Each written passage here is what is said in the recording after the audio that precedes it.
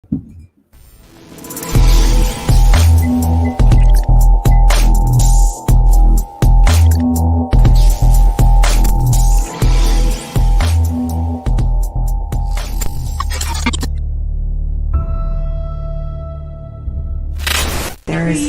something here.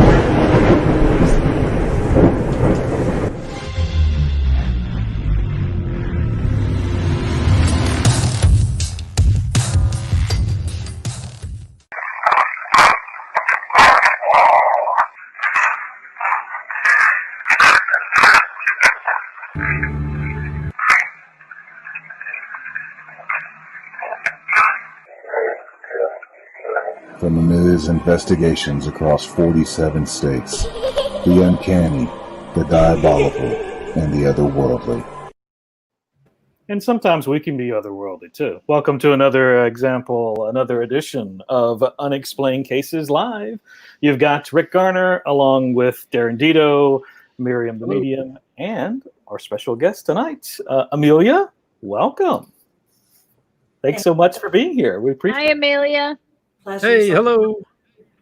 So that was a pretty incredible intro. By the way, thanks a lot for helping. That was spooky. So intense. You know, extra some props to her. She helped out on that. So obviously that is a capturing of your adventures and your journeys. But let's get into that and toss it over to Mr. Dedo to have everybody get to know you a little bit better. Yeah, boy, that was pretty. That was very cool. Pretty intense. What got you interested into the paranormal field? Was there an incident or something happened in your past?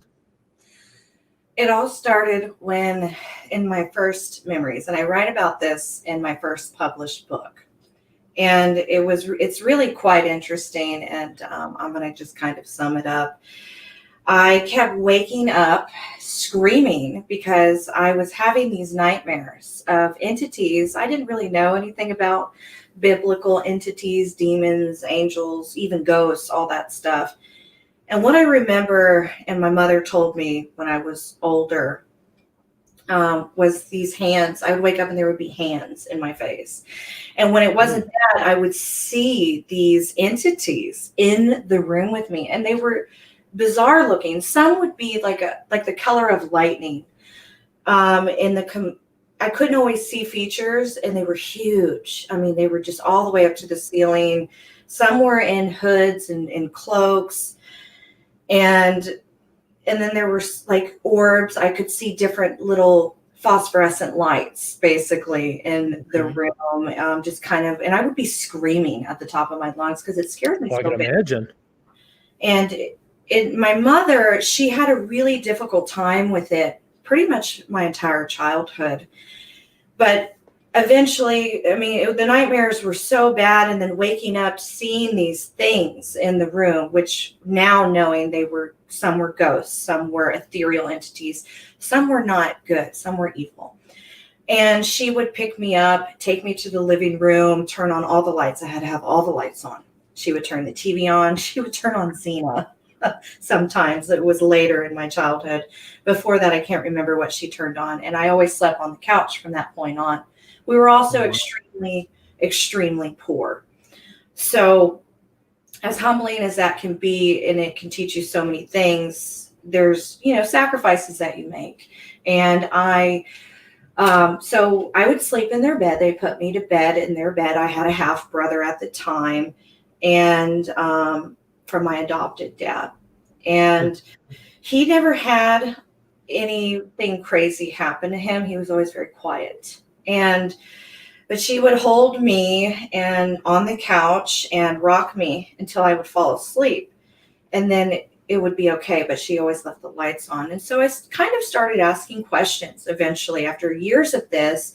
And she showed me pictures in a book. I forgot about this. I write about this in my book too. I told her I described the entities that I would see in front of me and the ones in my dreams, because some of the dreams were quite demonic. And it was scary.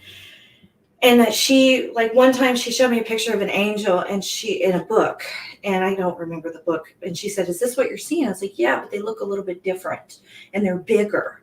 and they're prettier. They were a lot prettier, and they glowed. They always glowed. And sometimes I told her when they were in front of me that they didn't always look the way they did in my dreams. They would look like the color of lightning, like a slight gray, blue, glowing white. Yeah. And I was. So not a human form, right?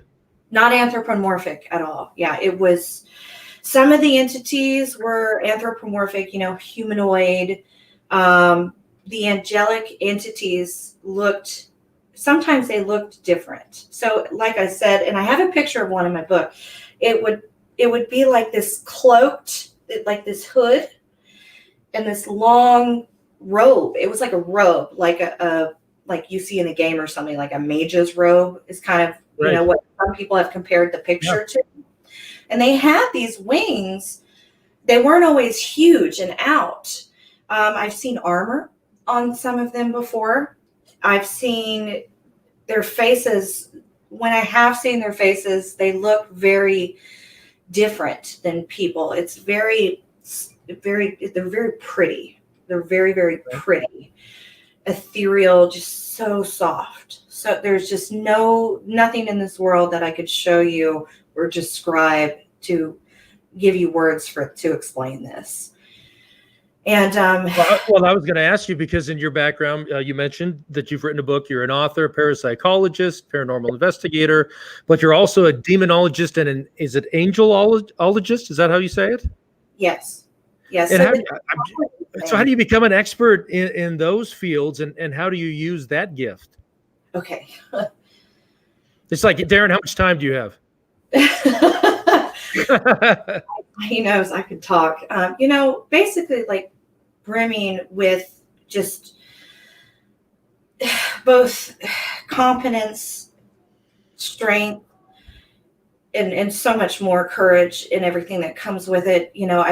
I've been able to discover answers regarding my experiences. And so the whole demonology thing, like I said, when I was young, I started asking questions, and it did upset a lot of people, because when I asked these questions, if somebody was traumatized by something that they had been through that I didn't know as a child, I was just technically investigating. I needed to know what was happening to me. I mean, there were entities in my room. I was so scared at some points that I would crouch down in the corner and call my aunt to say, please come get me. I'm so scared. There's something in the room. And she would laugh. She's like, there's nothing in the room with you. There's nothing. I was like, there's something. It's an overactive imagination. Yeah, you're just imagining these things. Right. And then she would pick me up and make me watch, horror movies, stuff like that. It didn't go well. No, it didn't affect me very well. And so I started learning, though, at a very, very young age. I had my biological father is Vietnamese, and my grandmother on that side is full-blooded Native American. She married into the Vietnamese. And so they have very interesting beliefs, but they did leave. And he abandoned all rights and quote unquote terminated rights with the courts and things like that to have me. And so there was my mother's side, who was mostly Catholic. They didn't drink. They didn't listen to music. Most of them, they didn't do anything like that. Baptists, all that. And then there was my adopted dad's side, who came into the picture later in my life. And he adopted me when he was like 14 or 15. And so, yeah, my mom had me very young. She was only 15 years old. She was married off. Yeah. And he had a very interesting family. So there were witches in the family. There were extreme Jehovah's Witnesses. And between the Jehovah's Witnesses and the Catholics, I was constantly in a tug of war. And it was so stressful because one, I bought you this cross for your birthday. And then the other one's like, if you bring a cross in your house, demons are going to come into the house, because the Jehovah's Witnesses. And so I was always so stressed out about it. And I would talk to my mom about it. And she told me, she's like, you know what? I'm stressed too at this point. You need to God just wants you to go find the answers for yourself. And so I said, okay, well, screw it. I'm going to start asking more questions. And they started teaching me about demonology on both sides, what demons were, where their origins, how to fight against them. Angels, ghosts kind of came up. But the Jehovah's Witness side was so bad because they didn't believe in anything other than demons. And if I ever saw a ghost or anything else, I was seeing demons, this and that. And then my adopted dad, he sat me down and he says, we're going to talk about this, and I'm only going to talk about this one time, and we're never going to talk about it again. And he had several siblings, some in the military, some police officers, some just regular, casual. Some were very religious. Some were just very casual in life. Some were married to witches. It was really interesting. And some of them got extremely upset. I mean, he has like several siblings, okay? I'm an orphan now. None of these people are here anymore. But he told me about the things that happened to him because he was also concerned it was coming after me, about the levitating couch. Him and his brother came home one day. They sit on the couch in this horrible house that they never went up to the second floor of ever. They heard voices up there. They said you could see your breath. It was so cold. This whole thing from their childhood traumatized them so much that they couldn't even talk about it. And some of them became hardcore Jehovah's Witnesses. So he told me about the levitating couch. That's crazy. Yeah. His brother was asleep on it, woke up, the couch was in the air in the living room. Oh my gosh. Yeah. And they were really poor. So, they kind of all just slept wherever. And then one time my dad and his brother came home and they sat on that couch, and a piece of, like a shard of glass, levitated and flew across the room. And I said, oh my gosh, what did you do? And he says to me, we looked at each other and said, do you want to go to the gas station? And I was like, really? He's like, yeah. And his brother said, yeah, let's go. We're leaving right now. And they left. Like they were just, they were so poor. They all lived in an ice cream truck at one point, Oh my gosh. I came from a very poor family, and my dad always had like 2-3 jobs. He never went past 8th or 9th grade because of everything. But his older brothers, they went into the military and all that because of it. But there was another time he told me about his mom. This is so hard to talk about because it's still difficult for me to believe. She was given a wooden duck. And she went home. She was pregnant. She went home, put it on her dresser at the end of her bed, basically on the opposite side of the room. She sits on the bed. There was a lot of bad things that happened in this house to them. This is only the tip of the iceberg. She said this woman never lied. And she worked the same job for like 50 years. And hardcore Jehovah's Witness taught me a lot about demons. Sweetest, tiny little 4-foot thing ever. And she said she confirmed it after I talked to my dad. It flew off. It came alive, flew off of the dresser, bit her foot, went back. She screamed. The duck did. The duck, the wooden duck. So like a mallard somehow came to life or whatever it was, something like that. Yeah. And it gets worse. The son that she was pregnant with became a cop. And later in life, I know it was a little bit later, I went to him next. I went from my dad to her to him. And I said, because my dad said he has a deformed foot on the same foot that she was bit on. And they always called him Duckfoot. And so I went and asked him, and he got very upset about it. Very, very. He said, yeah, it's true. I was like, can I see it? He's like, no, I'm not going to show you. He's like, I'm not going to talk about this, because they made it very clear that if we talked about it, the demons were going to come and get us. So they were going to harm us. They were going to hurt us. They were so strict about talking about these things. It was bad. Right. And so many more things too. One time she was doing dishes and she saw 3 of her sons out of several, and then 1 daughter, running towards the house, and she said she saw them disappear. Like sort of like an apparition that kind of disappears like that. Yeah, just I said that too. I was like, they just disappeared. Literally, they didn't fade. There wasn't anything. Just like an abduction type thing, an alien abduction. They're just here 1 minute and then. Yeah, That's what she said. She was like, it was like an abduction. They just disappeared. She said she prayed for several hours. And then all of a sudden, they showed up at the house. And they have no recollection of what happened that day. None. So you remember walking, and then the next thing they know, they just came back, and they're like, they had no idea they were ever gone then. Yes. Oh my gosh, that's terrifying. It is. It's crazy. I mean, I see why they're traumatized. They were choked really, really bad. Like they said that they were choked so bad. They never wanted to go back to that house. They said as soon as they all had the money, they got out of that house. Oh, thank goodness. Yeah, there was a lot of things. Hey, I was going to ask you about with, as far as your work that you do, a tremendous amount of work, very diverse field. You use a lot of Christian symbolism, and some people might say, oh, that's sacrilegious what you're doing.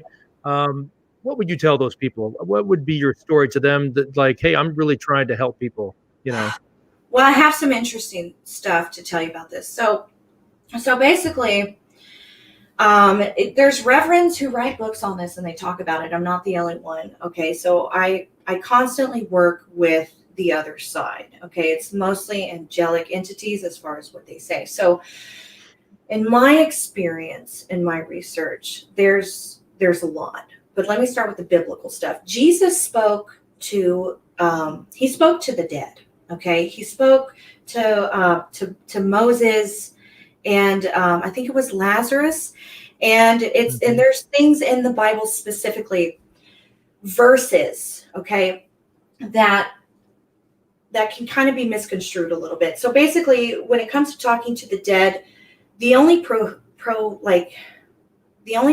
thing that prohibits us is conjuring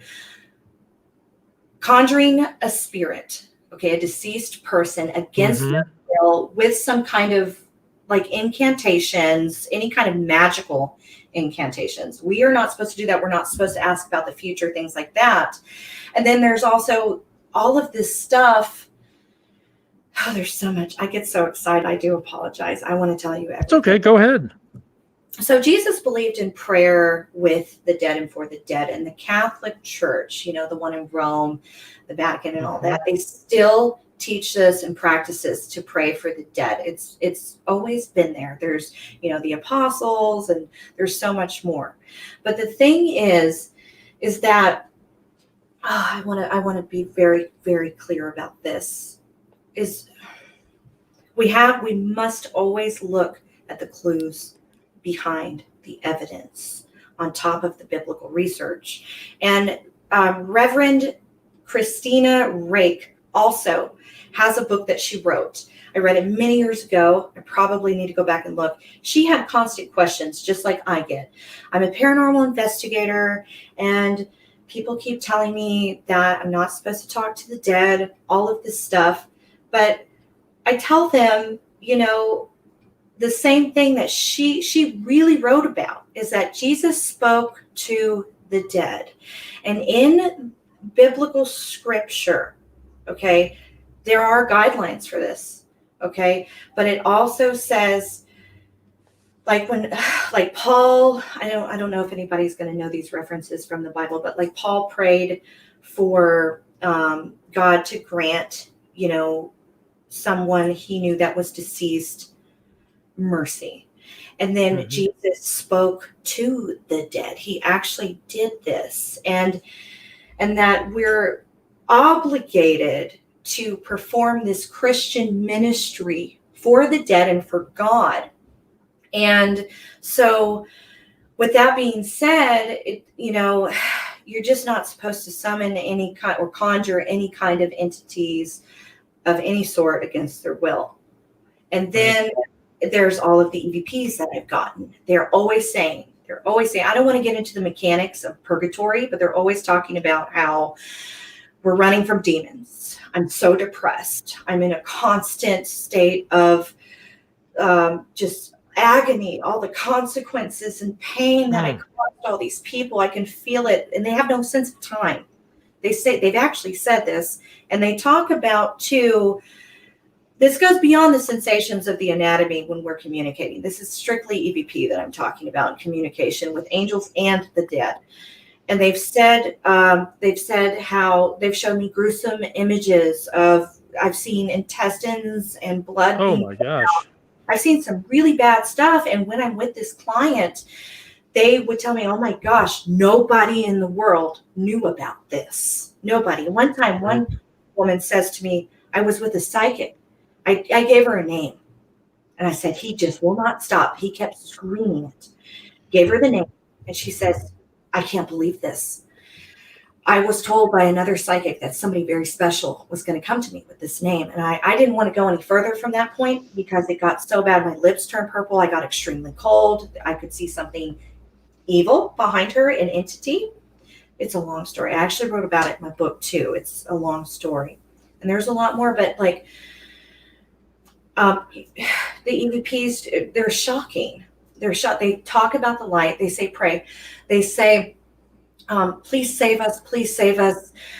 Call for the God. Call for the Lord. Call for the angels. Open the light. We prayed for heaven, but we're denied by heaven. We're running from demons. They say all of these things. And then I do it. I start praying. I ask for God to forgive them and to show them mercy. And I pray through the entire session. And then all of a sudden, that's when the EVPs change. It goes from, we can see Jesus, we can see the Christ, we can see him in the light. He's coming. We see the angels. And then there will be angels who say, we're taking them to the light. We're proud of you. We're delighted. God is proud. And Emilia, you had quite a few of those EVPs were captured in that intro that we had too. And I'm sure that that's like, just a drop in the bucket basically. So, and I hate to, I'm unfortunately, I'm that guy who has to come in and basically keep us. We need to go to Egypt, don't we? Well, before that, because my goodness, I think we were, just kind of scratching the surface with everything. Just as someone had commented, I think it was Tennille, who I was going to give a shout out to, was saying that this woman is full of knowledge and experience. And I think that is just an understatement. But a shout out to Tennille, as well as Reagan and Susan and Victoria and Kathy, James, Amber, Jessica, Mary Christina, a lot of our names, reoccurring names, fans. We appreciate you. Tanya, Michelle, Brian, Riley. So a Mississippi connection right there. Actually, we're going to have Brian on the show next weekend. What's up, Brian? Michael Chin, David, a first-time viewer. Appreciate you. And also Tracy. So sorry if I missed anybody. I was trying to capture everyone's name. But another portion that we need to slide to before we take a journey out into the middle of the desert would be someone else who's been anxiously waiting. Boom. There's Angela. Hi, Angela. Hello. Hi. So our viewers hopefully recognize one of our new additions to the program there, our psychic artist, Angela Boley, who has a ridiculously talented gift for capturing spirits that are around individuals. And so I am actually going to share Emilia. So you kind of got a little heads up about this, but you haven't seen this image, and so everybody gets to see it for the first time. So this is the image that Angela painted today, and I'm going to let Miss Angela take it away. And so one of the very first things that I got an impression of was this man walked to me. I marked, "You really look like James Bond," and he laughed. He said, "Yeah, I get that a lot." He gives me the name of Alan, and even as he appeared to be, he appeared like he was on a screen, like he's on film, and being like a film projection on screen. And he kept showing me this camera, and of course, the camera I put in the background, it's from the 50s, movie camera. And he's showing me look through it, that he likes to be behind, and kept showing me film. Another thing that he kept showing me was a red rose. He was extremely protective of his wife. He asked him what kind of relation you are. He said grandfather.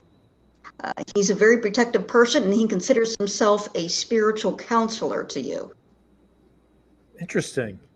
That's awesome. That is interesting. It's weird because he actually looks almost identical to my adopted father's father, but he had baby blue eyes, so white they were, or so blue they were almost white. He looks just like, he has the exact same hair.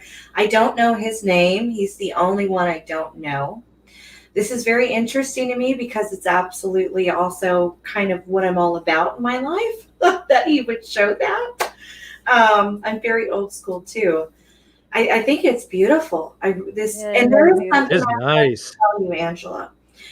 Several years ago, when I started to go public, I was reaching out to the entities, the spirits that were around me, and Alan kept coming through, and he was like, I'm Alan, I'm Alan, I'm Alan. And then there were the 8, and then a Goliath and a Celeste, and then 3 angels, which sometimes they say there's 5, but they said recently there's a total of 11 of them. So I'm wondering if he's a part of that as well. It probably is a part of that because that was the very first name that he gave me. I asked him several times, and he said Alan. And he said grandfather. And then he came to me in a dream, and he had a very almost priestly manner to him. And he said he is a spiritual counselor. He's not considered a whole person, but he's more like a counselor, a guide, a protector. Interesting. And I'm not sure about the connection with film because he kept showing me this 1950s. It kept giving me the error of, I felt like I was in the mid 50s through the early 70s. And it felt like he was behind the camera, had something to do with perhaps production or something of that nature. They told me, one of the entities that I refer to that are with me, I call him my protector because that's the name that he told me many years ago. So I love that you said that. And all the times I wanted to quit, such as the EVP y'all witnessed saying, fight back in this holy war, that I wanted to quit all this, which does happen when it's just too much. He came through and he said very clearly, I still have it. He's like, just don't quit. We are so proud of you and we stand with heaven. You are protected and you are my blood. He always says my blood constantly. So nice. I feel validated. Powerful. Interesting yeah, exactly. And I can relate to a lot of what you're saying. I mean, growing up as like myself, I have experiences and I can verify. So I'm Catholic, and I had a lot of experience with ghosts and demons and angels, and purgatory is a very real existence that people don't quite understand. We need to pray for people in purgatory because it is a form of suffering, and they have to get out of that suffering, and we have an obligation to pray for them to allow them to escape. They say it all the time. I have proof. I have so much proof. It's amazing, and I'm going public with all of it. So awesome. Thank you. That means a lot to me, Angela. Awesome. So we're going to transition now. So Angela, do me a little flavor. We got, I think, the bulk of it. I think we all could kind of hear it. Your signal's breaking up a tad. So actually, once we start the remote viewing, if you wouldn't mind dropping out and dropping back in, we'll see if that clears that up. And then while we're doing the remote viewing, then Angela is going to be working on another painting. And so at the end of that, we will bring her back in and see what she's found out. So awesome. For the time being, I'm going to take Angela out of that, and then I'm going to take myself out, and we'll get some nice and beautiful B-roll so that everybody knows exactly where we're going. And I will hand over the keys to this ride to Miss Miriam. Thank you. Bye, Rick. Bye, Angela. All right. So in just a couple sentences, Emilia, why did you choose this location? I've had so many dreams about it. Okay. I've had so many dreams that, I watch The Mummy all the time. Before I was doing all of this, when I was going to be a doctor, which I still am, I'm getting my psychology degree. I was dying and I died. So I didn't become a doctor. I came into all of this. But when I took a break, I wanted to be, maybe an archaeologist or something. And I wanted to see what was inside of those pyramids. The dreams are just so strong. There's things there. Okay. So good. Let's see. That's fascinating. Let's see what happens here. Okay. Darren, if you want to just kind of start us off with some information while I connect. Yeah, absolutely. So the Great Pyramid of Giza, also known as the Pyramid of Khufufu or the Pyramid of Cheops, I believe is how you say it. It is the oldest and largest of the three pyramids in the Giza Pyramid complex bordering present-day Giza in Greater Cairo, Egypt. It is the oldest of the seven wonders of the ancient world, and it is the only one to remain largely intact. It's beautiful. Egyptologists believe that the pyramid was built as a tomb over a 10 to 20-year period, concluding around 2560 BC, which is you see that, which is remarkable, and you wonder how humans did that. Of course, I have my theory about somebody else that built it, but we can get into that later. So, Maryam, that's pretty much the basics of it. It's Okay. the tallest man-made structure in the world. It was for 3,800 years. Okay. So the energy around these pyramids is what we're going to look at first. So as we approach the pyramids, there's this energy that lives in front. So it's like the pyramids are here, and then there's this energy that extends out from the pyramid. I don't know that it's necessarily connected to the pyramid, but they work together. But I'm being told there's this energy that lives under the sand in front of and around these pyramids. And this energy, it almost is like this protection barrier around the pyramids. That's what there's like this, if you could visualize it, it's like a wall that is around the pyramids that prevents certain entities and certain beings from harming or causing harm to these pyramids. So we've got these things aren't just sacred to human beings because humans are fascinated by them. These things are sacred by those that built them.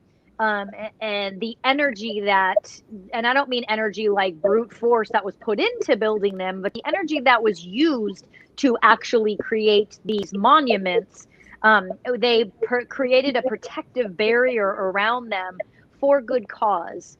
There is power that lives in these pyramids. And if you were to go, not you, humans don't have the capability, no offense, but humans don't have that kind of power. But if entities, specifically alien type, were to come in and destroy the structures, there's energy that actually lives inside the pyramids. It's almost as if, to describe it or explain it, it's like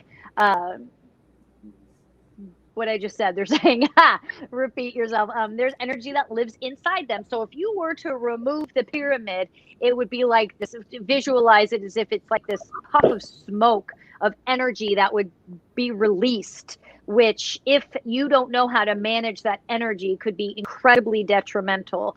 But if you know how to manage this energy, it would be prosperous, joyous, love. Unfortunately, humans don't have that understanding. And so this energy that would be released would be perceived as, or interpreted and received as, darkness, although it's not.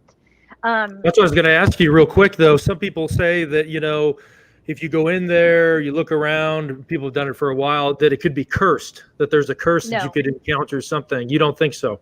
So it's not a curse, because when we think of a curse, it's someone has done something to someone or something to cause harm or problems or whatever that might be, whatever our traditional version of a curse is.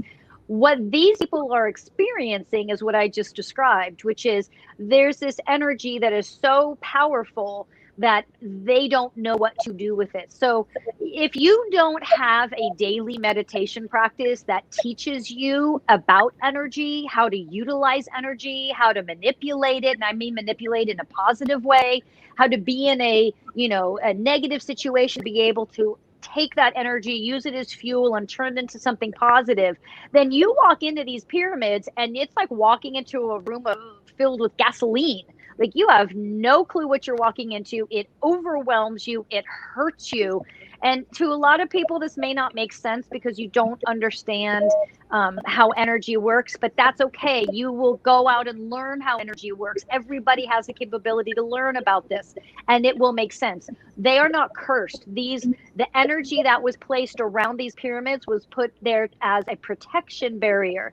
It also protects humans from going in and getting really violently hurt by this energy. So they're walking in and going, ooh, it feels like a curse, or it feels like this, or it feels like that, instead of going in and combusting, exploding, dying, And so the intricacies that are involved in these pyramids is fascinating. And that's why Emilia was drawn to these.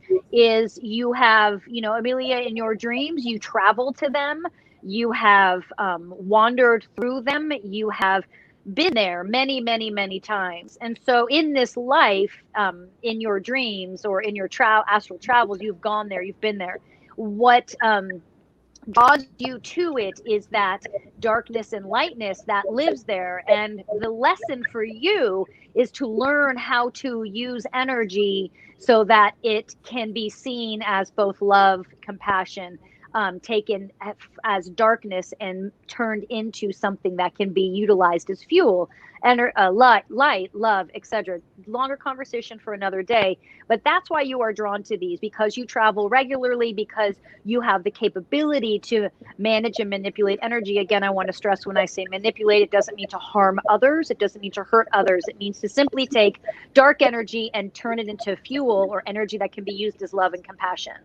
And so these, we have this protective barrier around it. Doesn't mean you can't enter. It's not like some of our darker locations where there's got actual demonic type energies that will question me before I come in.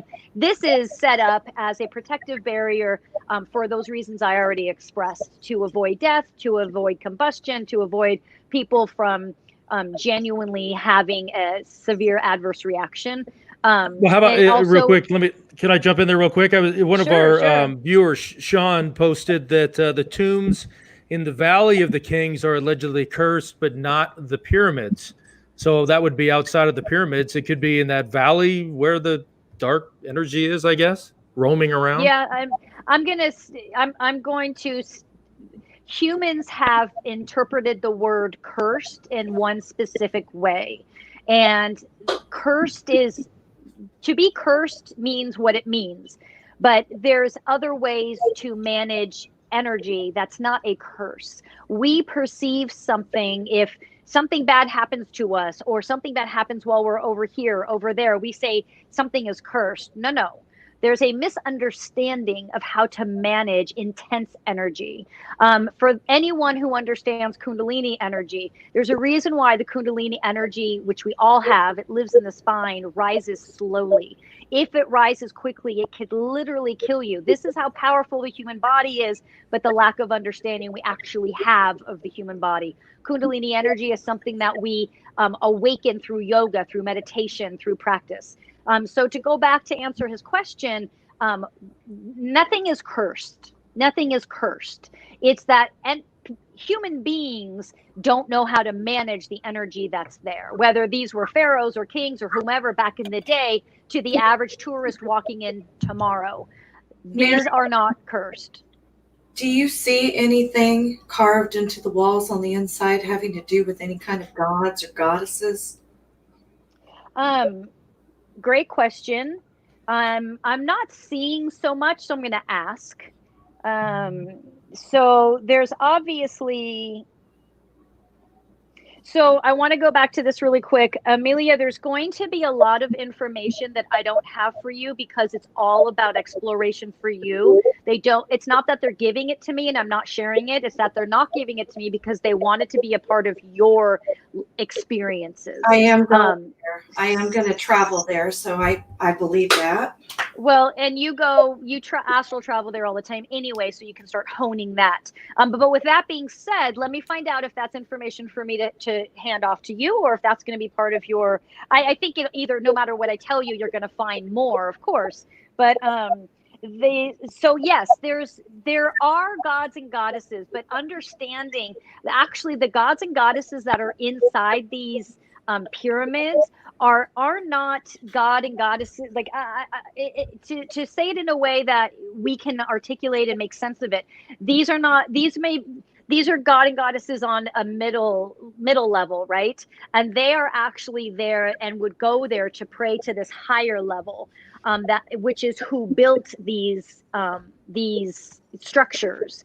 And so those goddesses and gods that are in there, that are on the walls, there is something there. Yes, those are all entities that would go there to pray to the entities that actually built this. So we look at God and goddesses and understand them to be just that, like they're these powerful beings. But understanding there are actually beings higher than them that they would go to pray to. A lot of these god and goddesses were having these experiences when they were in human form, and it was translated through this. So yes, they're saying you are actually going to discover a lot of that, and to really stay focused on the feminine, because that's where a lot of the power lies for you and where a lot of the information is going to come through when you do that. They're also saying to make sure you start honing your astral travel to that location prior to going. Okay. Is there an alien connection there? I mean, can you? Oh yeah. Because people, some theorists say that they somehow guided people to build them, or they built them themselves. What? We have proof that extraterrestrials exist from the other side. They say they exist. Yeah. So the thing is humans have decided that, when we say aliens are involved, that it's, oh my God, that's crazy. It's yeah. I mean, listen, aliens pray to the same God we do, for lack of better words. Okay. They are, it's your neighbor. It's no different than your neighbor. It's just a different planet, which some might laugh at that, but that's how simple it is. So, for aliens to come in with a knowledge that humans, people think human beings are these, incredibly wise, enlightened, and smarter than animals, and smarter than this, and smarter. Humans are actually very low on the totem pole as far as enlightenment. And so these other aliens that have come in to build these structures, they just have, they have knowledge that is very simple to them, that is very basic to them. To build these structures is not, difficult. To humans, it's difficult because humans don't even grasp the power that we carry in these bodies. And so it looks very difficult. But yeah, of course, absolutely aliens came in and helped, and absolutely humans are going to say that they didn't, because humans want to take credit for something they didn't do. I'm sorry, whoever's giving me this information right now is like super specific. I mean, they're very much light filled, but they're also really laying into to humans. I mean, they're really giving it to us right now. So absolutely there was help. There was so many different beings and life forms, and yes, humans were involved in this also, that came together to build these. It was like they're saying it was the last project ever done that was in harmony, where all beings on all planets under this universe were in harmony. And even though there's alien groups that come from different universes, that don't live in the same universe as us, that are out there that also engage and contribute, but under our universe in particular, this was a moment that really, our last moment of harmony before things just really went bad. And not that humans were doing anything great prior to this, but they're saying it was like this one last moment for everyone to try to get it right. And they got it right in the building, but then afterwards we all just, humans in particular, kind of, lost their way. So yes, absolutely, aliens were involved. Makes you wonder if there's some type of scripture or something on the inside that would show a craft, or, I'm just throwing things out there. Emilia, you know something about that. There's something I've been wanting to say to her that she made me think of, and I know this is all kind of like a biblical thing. And remember, I'm not like a religious fanatic or anything like that, but it says in the Bible that we will do as Jesus did, and such as communicating with the dead, and greater things. So, and reverends have written about this in their books. It's not just in the Bible. So Absolutely. greater things have to do with the extraterrestrials. When I was inside of a completely enclosed amethyst room from ceiling to floor, and I had to be nude, I had to be completely raw for, it's a long story, for the whole ritual. And I did a session because I saw entities in this room. And one of the things I asked these, these celestial entities, I said, I did it for my clients too. This was years ago. I said, do extraterrestrials exist? And this male voice, he was one of these celestial entities. I still have it documented. He said, you can say that extraterrestrials exist, but they didn't want to talk about it. They didn't want to give any information on it. Yeah. So that's interesting that you say that, because the family that I work with, when we did the alien episode a few weeks ago, I was working with 3 different alien families. And that was even the first time in my career that I've worked with that many families at one time. But it's because at that moment, there was a lot of information that was needing to come out, but there was also a lot of energy that needed to be held back and information that needed to be held back. So that's why there was multiple families involved in the conversation. But to back up what you're saying, the family that I work with and that I come from is very limited in their speech. They are very, very specific on what they say, and they limit me in my speech. And so I'm not talking to my family directly today. Right now, this is another energy that represents these structures and is freely giving me information that is, he's saying it's just like, it's general knowledge. Like what I'm giving you is general knowledge that everyone should have and should know. It's nothing extraordinary. And so I'm sure this knowledge resonates with you, Emilia, and with others, because whether you consciously thought about it, there's more of like, that feels right. Yeah, that feels right. And so it's interesting because this energy is saying, it's like, it's kind of like saying, yeah, there's a Trader Joe's down the street, right? It's like, don't we all know that? You know what I'm saying? But for some people, it's very profound. Were you going to say something? Oh, that was actually me, Miriam. I was looking at the time and thinking about the fact that I'm hoping someone is at a creative point. She looks like she is. So, what do we got there? Miss Angela. Oh, yeah. I'm going to actually enlarge you. Okay, so let's see. Okay, I hope you can see it and maybe see the whole thing. But I was getting a sense of this being with incredibly elongated proportions. Oh my God. Very long legs, very narrow hips, hardly any hip structure, very few ribs, very short cage, very long arms, quite of a large head, and hardly any features for a face. That's awesome. Looks like a gray. You hear about That's an alien, awesome. right? Yes. It felt like this Mother had an encounter with those, and then my daughter's father's whole side of the family, there was an abduction in Arizona that with a seamstress who worked on Broadway, and she worked with big, huge movie producers. She let it all go to move back to Arizona to go back to those entities. I've seen that before, Angela. Wow. That's what I got a sense that this being was there at the pyramid, and he was kind of presenting like a public speaker, like, we're done. You're welcome to come in now. And that's awesome. I just got a very strong sense of him being there. That's very cool. Do you guys want me to go back in before time runs out, or? What do you think, Rick? Do we got time? Rick is frozen. Rick, are you stoic right now? Am I taking over? He's frozen. I think Rick is frozen. He is frozen. Go ahead. Let's. We've covered. Real quick. Several months ago, what you just drew, I saw the exact same thing, and I even have witnesses that I told this to. They had a little bit more of like this pointy cheek, and it was real tall, and I saw it come around the corner while I was trying to go to sleep. Scared the crap out of me. I even woke my husband up. I was like, oh my gosh, I just saw something. I'm not okay right now. But it had really long grayish white hair. That was the only difference. And it was a female. and I could not understand what it was saying. Wow. I cannot even believe that you just drew that. I'm shocked right now.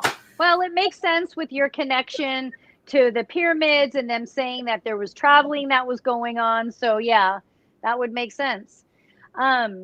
Absolutely. Okay, Darren, what do you want to do? Do you want me to go back in? Yeah, I mean, if you still got time, so Okay. you can't. Well, we pretty much covered the. There is no curse. Most of my information was talking about curses, and then aliens.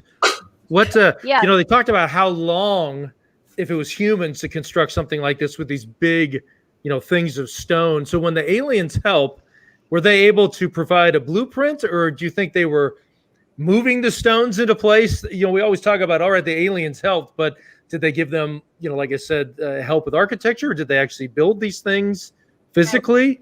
Is there any way to know that? I mean, yeah. So what happened was, there was a multitude of people and groups that came in, and so most of what, and I remember reading about this when we did the pyramids back. We did the pyramids like on our second or third show. We did a different. It wasn't this location; it was a different location. Mexico. But yeah, and they were talking about how they built them, and they built them with laser. They built them with light. They built them with heat. And so there's this capability of building with the equipment, if you will. And equipment is kind of a term that makes us think of human equipment, and their equipment is much more evolved. It's nothing anyone can picture or has seen.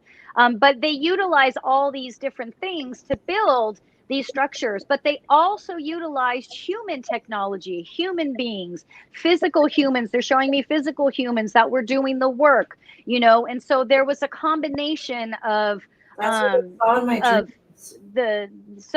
because you astral traveled there many times. So absolutely it would align with that, So you had a combination, which is why they were talking about how it was kind of this last hurrah of where all these energies came together and found this light of camaraderie before everything just kind of went to crap for human beings. But so you had they're showing me the humans that were building and doing the physical labor and physical work, and then you had these alien families that came in with the light and the heat and their equipment. And so it was a combination. And they're showing me something else, but I can't really get a clear picture on what that is right now, of these different groups that all went in there and built this. But that's why this energy that lives in these pyramids, so if the pyramids were ever destroyed, is so powerful, because you have all these entities and energies under our universe come together to work together. And when can we say that's ever happened before? They're saying, I don't believe that has happened before. That's why there's the protection around the pyramids. That's why there is the energy that people feel and are mistaking it for a curse. It's not cursed. It's almost, they're saying, this is nothing against the viewer. They're just gathering knowledge. Absolutely. But they're saying a curse is almost a simplistic way to pass off the fact that humans don't understand the power of the energy that actually lives there. And when we don't understand something, we tend to pass it off as something that it isn't. And instead of diving in and learning about it and understanding it and feeling it, getting yourself to a point in your life from a meditative perspective where you can actually use this energy and learn about it and experience what it is, instead of seeing it as something that is cursed. Looking at the time, Angela, my goodness, thank you so much for your talents. We've been rolling along the scroll at the bottom there, how folks can get in touch with you to experience those talents. The easiest one was the Facebook page, but wanted to give you a final quick word before we said goodnight to you. But yes, you could actually go to my Facebook page and just type in Angela Boley, portrait artist, and I will come up. And if you definitely are interested in me reading you, because I can do remote viewing, all I need is your photograph, city and state. You can just send me a comment. Just leave a comment that you're interested, and I'll reply back to you, and I'll be happy to help you and give you more information on how to get started, and where I could definitely be interested in helping you in painting a portrait for you with very limited information that I've been given. Yep, and that's exactly how Emilia got hers. Basically, I gave you that information, and He looked like James Bond. all of a sudden there was Sean Connery. Sean Connery was Bond. Absolutely my style too. Finally got to get that impression out. That's great. Okay, so Angela, thanks so much. We Bye, appreciate Angela. it. Bye, Thank Angela. you. That was amazing, Angela. Thank you. Thank you. All right. So in the remaining few minutes that we have, because we don't have a lot, then my goodness, Emilia, what have you been thinking about all this? Where are you at with what you've seen and heard? Quite a bit. Not enough time to explain that. I mean, I could write a book on this, but I do have a question for you, Maryam. And we may chat after. I don't know, but this is a personal question for me. I've had instances, obviously, I've seen or heard them say things before they happen, and then they either happen right then or a massive event happens. But there's this other part. It's the whole remote viewing thing. I've literally spoken to clients on the phone, and I see all of this stuff. I know exactly the deceased in the house. I give them the name. I tell them who it is, what they look like, specifics, things that they are just so shocked. I mean, it's profound and it's shocking. And there are clients who are going public about this. And I've been able to see things in their house. This is how I was able to capture. I told her where to put the camera, and she was able to get the manifested black mass, fully manifested entity that walked through in the room where I kept saying, he's walking through there. He's walking through there. I could see the doorway, like a specific door, and exactly what the door looked like down to the detail. And I had never been to the house before. Is that a part of astral projection in your opinion, or is it just separate as, the remote viewing? I'm going to answer it. So I'm going to talk quick because I know Rick's going to want me to shush, but there's two things I need to address with that question. One is it's important for you to know that, similar to you, all of my knowledge comes directly from spirit. I don't read books to gain knowledge. So I don't know exact verbiage and if this goes with that or that goes with this.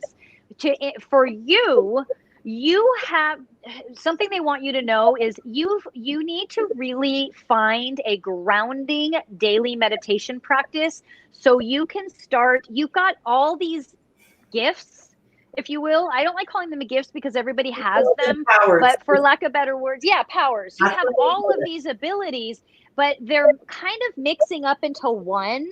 And so that's your question is fair because you feel the same way. You're like, I feel like I'm kind of doing everything at one time, and so it's really about finding a daily grounding practice so that you will learn how to go, oh, that's that and that's this, which is not easy to do. Yeah. But you'll be able to start going and not like we always say, we don't really know if what I'm doing is remote viewing or astral travel or both or what. It's a combination of stuff. Sometimes I'm actually there. Sometimes I'm not. Sometimes I'm just talking to my guides. For you, it's the same. You have so much power. Start picking through it so you can kind of fine tune it. And then you'll just subtly know, oh, that's what that was. Oh, that's what that was. Yes, you're doing all of it. Yes, you're doing all of it. You see, you hear, you feel, and you can travel. So it's time for you to ground it so that you control it. It doesn't control you. You're right. It's like you said, Rick, I'm a workaholic. It's a problem. See, yes. Yeah, well, but that's the first thing is admitting it. Thank you, Mary. You have admitted that. So, my goodness, Emilia, thank you so much. Thank you, Emilia. In the very little remaining time, how can folks get in touch with you, find you, all that jazz? And your book, they will purchase your book. Yeah. So my book is, it's quite the lengthy title, and it was my first book. My apologies. It's also very specific. It is on Amazon.com. It is sold worldwide. The cheapest version is e-Kindle. I do not publish them paperback anymore because they would mess up the photos of the ghosts, the demon textbook photo that I have of a demon from a diabolical case, all that. It is unparalleled supernatural encounters with ghosts, demons, devils, and angels, Emilia Busse. I have a website. It was otherworldlyspooky.com. It is now being transferred over to paranormalprofessional.com. Okay. Awesome. All right. Easiest ways to find you. Thank you so much. I knew we wouldn't have enough time, but we appreciate you sharing and enlightening everybody. Thanks so much. Thanks, Emilia. Bye, everybody. Thank you, Emilia. Bye. Good night. Bye.